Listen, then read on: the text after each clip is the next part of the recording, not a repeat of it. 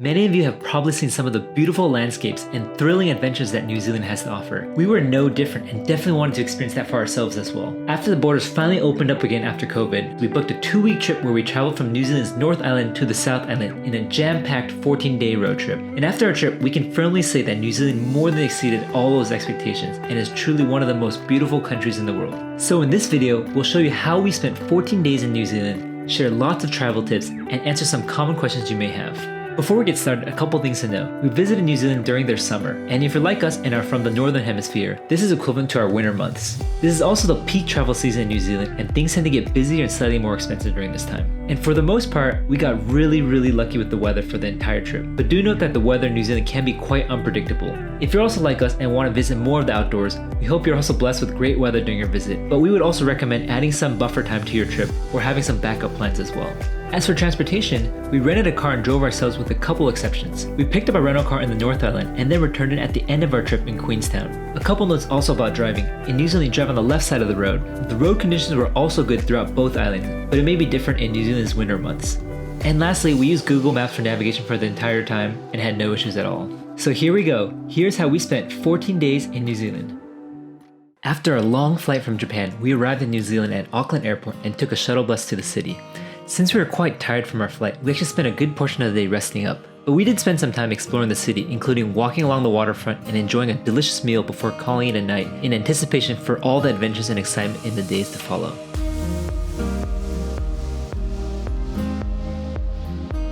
Day 2 in New Zealand and our first full day began with us going down to Hobbiton, the famous film set where they shot many scenes in both of the Lord of the Rings and Hobbit trilogies. As huge fans of the series, this was truly a magical experience for us to step into this world and explore the beautiful gardens and hobbit holes. What we loved about Hobbiton was how detailed everything is, and it truly felt like we were in the Shire with a total of 44 different hobbit holes, including some recognizable ones like Bag End. We also highly recommend the tour and also suggest booking tickets as early as possible since it is quite popular and tickets may sell out during busy seasons. Our tour also included a lunch and a beer at the Green Dragon, so we're able to eat like a hobbit as well.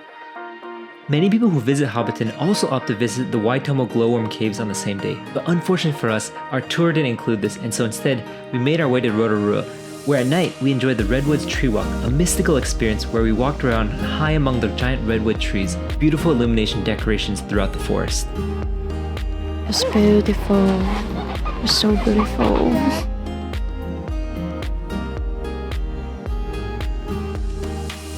For day 3, we continued our stay at Rotorua with another day fully packed with activities. Rotorua is known for our geothermal wonders and rich Maori culture, which we were able to experience with a visit to Te Puia. Te Puia is a geothermal wonderland and home to mud pools, massive geysers, and the Maori Arts and Crafts Institute, which we were all able to experience in a guided tour. We also were able to see New Zealand's national bird, the kiwi, in their Kiwi Conservation Center, but we couldn't film it as the bird is actually nocturnal and no cameras were allowed in the dark exhibit. Following this, we had to try out the adventure sports in Rotorua, so made our way up to the Rotorua skyline for not only beautiful views of the lake, but also took part in ziplining and the exhilarating luge, where we raced each other down the mountains as if we were playing Mario Kart in real life. And finally, to cap off a long and exhausting day, we stopped by the famous Polynesian spa for a nice relaxing bath to prepare us for a long hike the next day at Tongariro National Park.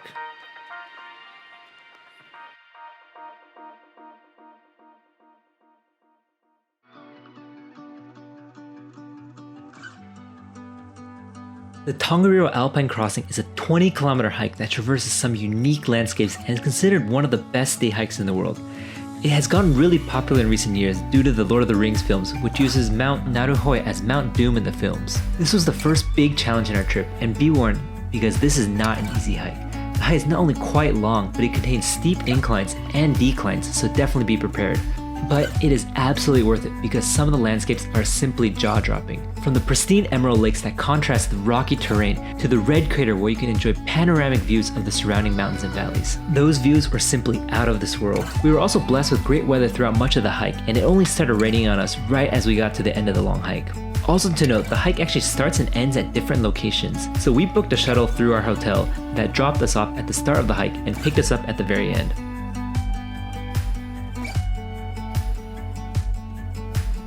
Next, we continue south toward the bottom of the North Island, where we plan to catch the ferry from Wellington to go to New Zealand's South Island. This ended up being mostly a transit day to travel from Tongariro down to Wellington. However, we also had some time to spare, so we decided to take a small detour and headed to a small charming town called Martinborough, which was home to over 20 vineyards and most famous for their Pinot Noir wines. There, we were able to enjoy a nice lunch as well as some wine tasting. After that, we finally made our way down to Wellington, the capital of New Zealand, where our ferry was scheduled to depart. Due to the popularity at the time we were visiting, the only available ferry times were at night, so we ended up sleeping on the boat and arrived in the South Island in the morning.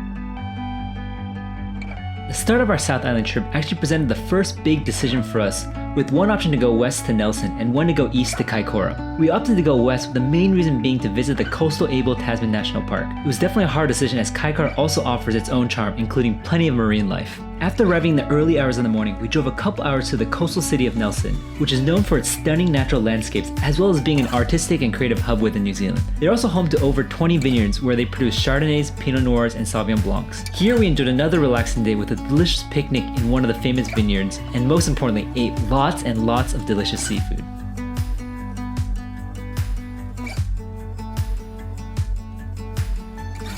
The next day, we took a short drive up to Abel Tasman National Park. Renowned for its breathtaking coastal scenery, pristine golden beaches, and turquoise waters, Abel Tasman National Park is a paradise for people who love nature and outdoor activities.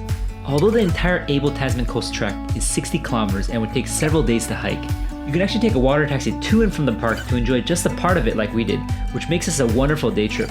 In general, the hike is not too hard, but to fully enjoy the beauty of this park, we actually recommend choosing a shorter route so you can enjoy more time taking in the views or soaking in the sun on the beaches.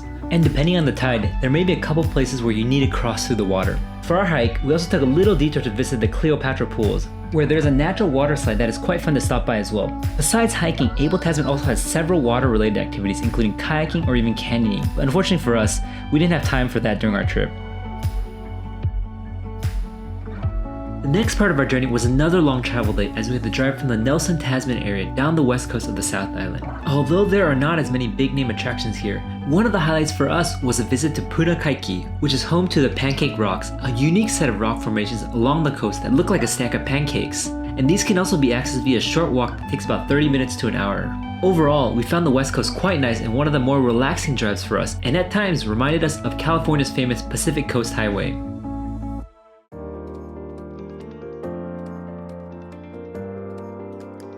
For the next day, we actually had another hard decision making our trip. We could continue down the west coast to see New Zealand's two most famous glaciers, Franz Josef and Fox Glacier, or make our way back east through Arthur's Pass towards Christchurch, where we could then go check out the glacial lakes and Aoraki Mount Cook. Ultimately, we decided to go east since we felt like there were more things to do there. And the journey towards Christchurch once again offered many spectacular views of the mountains and the valleys, with our favorite being a pit stop at Castle Hill, where we wandered for a couple hours among the massive rocks in the hills.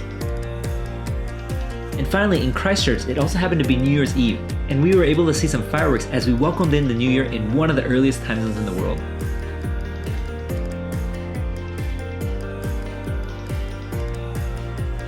After leaving Christchurch, we drove 3 hours towards Lake Tekapo, the first of several glacial lakes that we would see on our trip.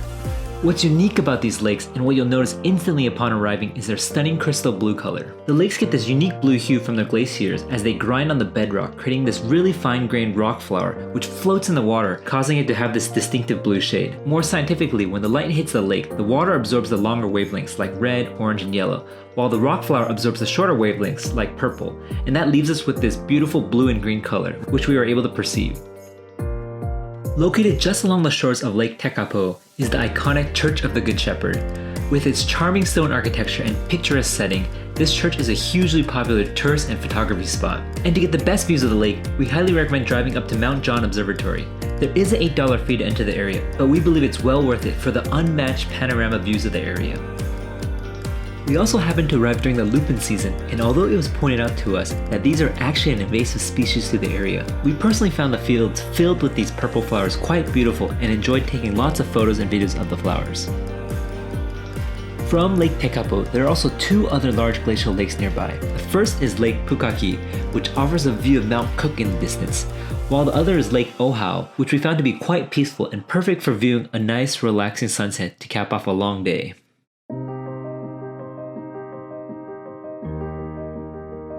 The next day, we made our way out to Aoraki Mount Cook National Park, where we would hike the Hooker Valley Track, one of the best day hikes in all of New Zealand. The hike is not only quite short and it only takes about 2 to 3 hours of walking round trip, but it's also easy and flat, making it very family friendly. Along the hike, you also get to cross 3 big suspension bridges with beautiful views of the snow-capped mountains on both sides. And at the very end of the hike, you're rewarded with a grand view of Mount Cook, the tallest mountain in New Zealand, in front of another glacial lake. For us, this hike was definitely one of the highlights of our trip and was also Dee Dee's favorite hike.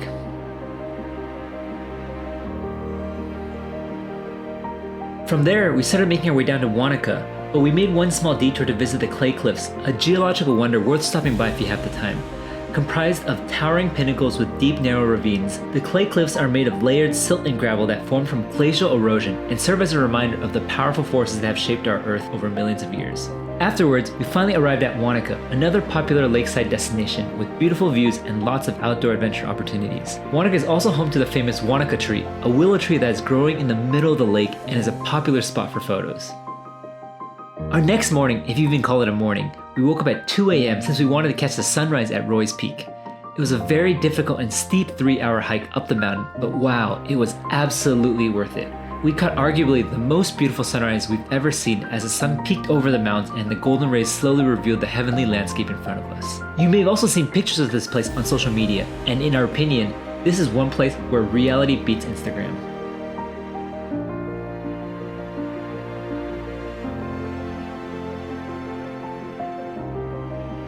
If you decide to go on this hike though, make sure to bring good hiking boots and headlamps as it will be pitch black.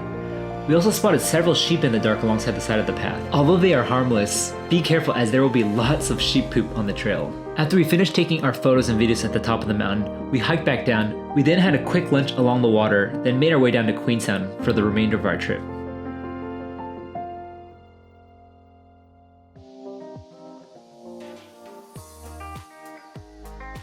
We kicked off Queenstown with a flourish by starting with the popular shot over jet. This thrilling experience zoomed us at speeds of over 90 km per hour through the canyon waters and also spun us in exhilarating 360 spins.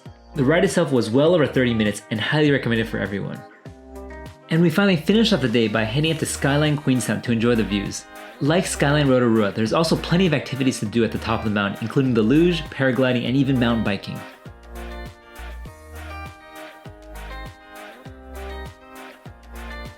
For our second day in Queenstown, we finally visited Milford Sound, a popular destination for travelers who visit New Zealand. Milford Sound is actually quite far from Queenstown, and so it's essential to allocate at least a full day to visit it. And despite this distance, we were amazed to find out how many people were there and eagerly waiting to check out this natural wonder. While most visitors opt to drive or take a tour bus, we decided to take a unique approach and ended up booking a small plane that flew us both to and from the national park, which we highly recommend. Although it may be a bit more expensive, we think it's worth every penny, as we not only saved a lot of time with a swift 30-minute flight instead of a 4-hour drive, but we were also rewarded with unparalleled views of the Southern Alps as we flew over them.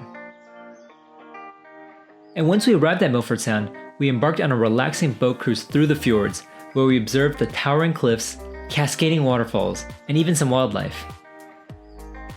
For our last day in Queenstown, we did something that had been on my bucket list for a long time, which was bungee jumping. Commercial bungee jumping happened to be invented in New Zealand, and so it was the perfect place for my first ever bungee jump. As someone who really enjoys these thrills, I have to say that bungee jump took it to the next level, and even after jumping, my heart was still racing for a good 15 minutes. The facility we were at also boasts a couple other extreme adrenaline-inducing activities, which are the Nevis Swing, a giant swing that drops you into the valley, and the Catapult, which shoots you out over the valley at high speeds. After having my fair share of adrenaline activities, we finally returned back to Queenstown to cap off a wonderful road trip in the most fitting way possible, with a delicious meal at Queenstown's famous Ferg Burger. And with that, we wrapped up our 2-week road trip here in New Zealand and headed back home to Japan.